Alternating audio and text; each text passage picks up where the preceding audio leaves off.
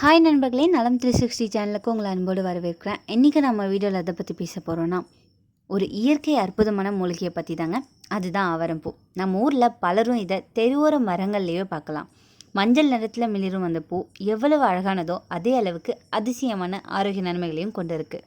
ஆயுர்வேத மருத்துவத்தில் பயன்படுத்தப்படுற தாவர மூலிகைகள் எல்லாமே நமக்கு எளிமையாக கிடைக்கக்கூடியது தாங்க. அதில் ஒன்று தான் இந்த ஆவரம்பூ. ஆவரம்பூவை நிழலில் உலர்த்தி பொடியாக்கி வச்சு சாப்பிடலாம். இந்த பூவை கொதிக்க வச்சு தேநீராக்கி குடிக்கலாம். இந்த ஆவாரம் பூ ஆயுர்வேதத்தில் எப்படி எதற்கெல்லாம் பயன்பட்டுருக்கு அப்படின்றத பற்றி விரிவாக நம்ம தெரிஞ்சுக்க போகிறோம். அதுக்கு முன்னாடி நலம் 360 சேனலை சப்ஸ்கிரைப் பண்ணாதவங்க சப்ஸ்கிரைப் பண்ணிக்கோங்க. மறக்காமல் பக்கத்தில் இருக்க பெல்லைக்கானும் ப்ரெஸ் பண்ணிக்கோங்க. வாங்க வீடியோக்குள்ளே போகலாம். ஆவாரம்பூ இது தமிழில் ஆவாரம் செடி அப்படின்னு அழைக்கப்படுது. இது ஒரு பூரண மூலிகை. அதோட விஞ்ஞான பெயர் கேசியா ஆவ்ரிகுலாட்டா. இது ஒரு புதர் வகை தாவரங்க. அதிகமாக தென்னிந்தியாவோட வறண்ட நிலப்பகுதியில் வளருது. இதோட பூக்கள், இலைகள், விதைகள் எல்லாமே மருத்துவ பயன்கள் கொண்டவை. நாட்டு மருத்துவம், சித்த மருத்துவம், ஆயுர்வேதம் எல்லா மரபு மருத்துவ முறைகள்லையும் இது ஒரு முக்கியமான மூலிகையாக பயன்படுத்தப்பட்டு வருது. இந்த ஆவாரம்பூ சமஸ்கிருதத்தில் காஷியா ஆரிகுலேட் அல்லது ஸ்வர்ணபத்ரி அப்படின்னு பரவலாக அறியப்பட்டிருக்குங்க. ஆயுர்வேத மருத்துவ முறையில் எப்படி இதை பயன்படுத்தலாம் அப்படின்றத பற்றி இப்போ நம்ம தெரிஞ்சுக்க போகிறோம்.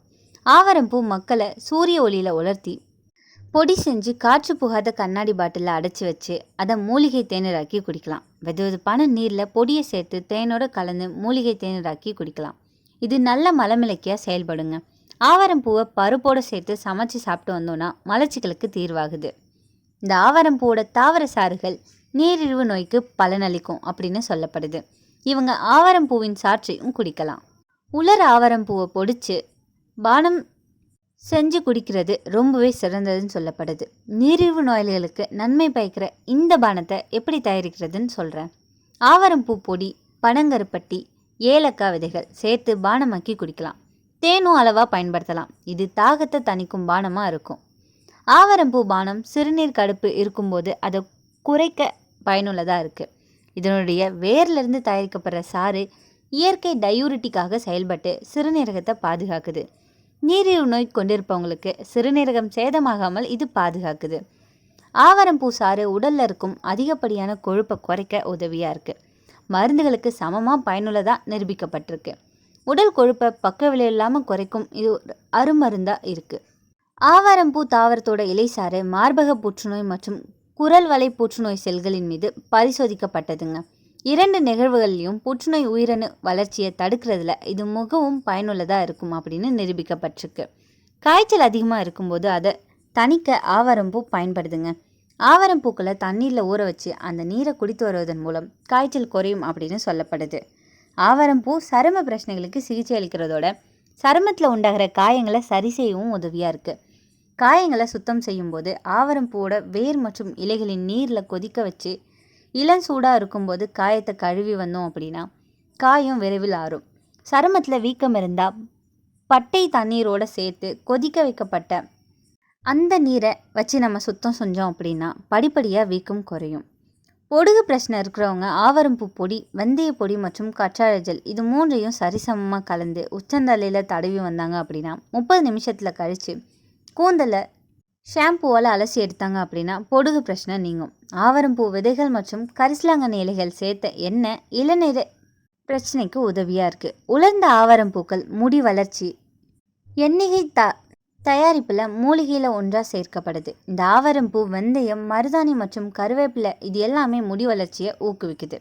ஆவாரம்பூ பொடி, பாசிப்பருப்பு மாவு மற்றும் கடலை மாவு இது எல்லாமே கலந்து இது கூட கொஞ்சமாக பன்னீர் சேர்த்து குழைச்சி சருமத்தில் பயன்படுத்தி வந்தோம் அப்படின்னா சருமம் ரோஜா நிறம் போல் இருக்கும்.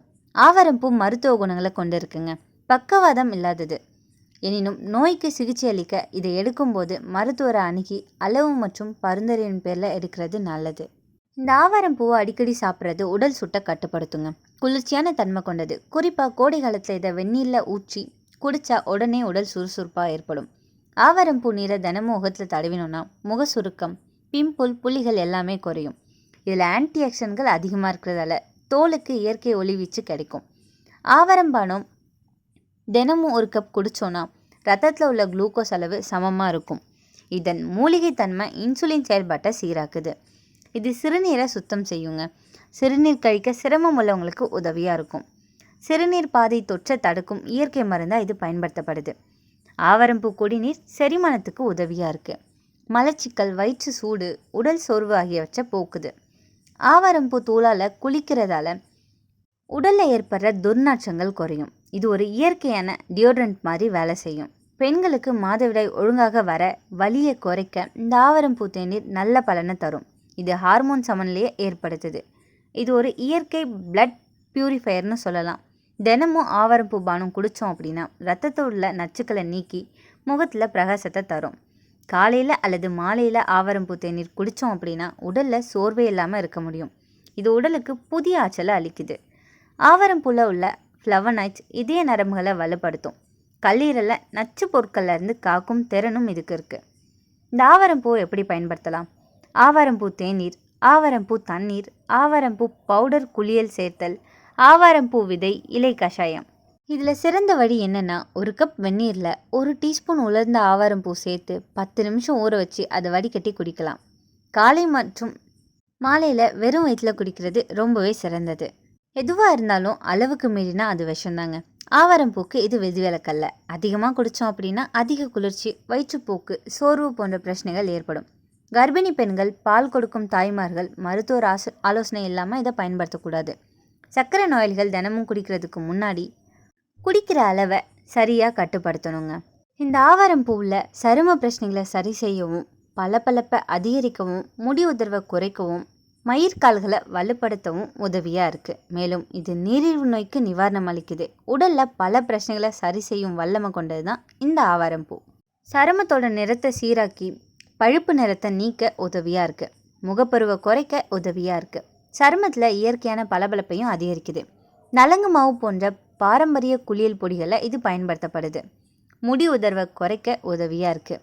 மயிர்கால்களை வலுப்படுத்தி ஆரோக்கியமான பளபளப்பான முடியை உருவாக்குது. மூலிகை ஹேர் பேக்குகளில், ஷாம்புகள்லையும் இது பயன்படுத்தப்படுது. நீரிழிவு நோயாளிகளுக்கு நிவாரணம் அளிக்கும்னு நம்பப்படுது. உடலில் ஏற்படும் பல்வேறு பிரச்சனைகளை சரி செய்யும் ஆற்றல் கொண்டது தான் இந்த ஆவாரம்பூ. இது ஏழைகளின் தங்கம் அப்படின்னு அழைக்கப்படுது. இந்த ஆவாரம்பூவை பொடியாக அரைச்சி சரும பராமரிக்க பயன்படுத்திட்டு இருக்காங்க. ஹேர் பேக் செஞ்சும் பயன்படுத்திட்டு இருக்காங்க.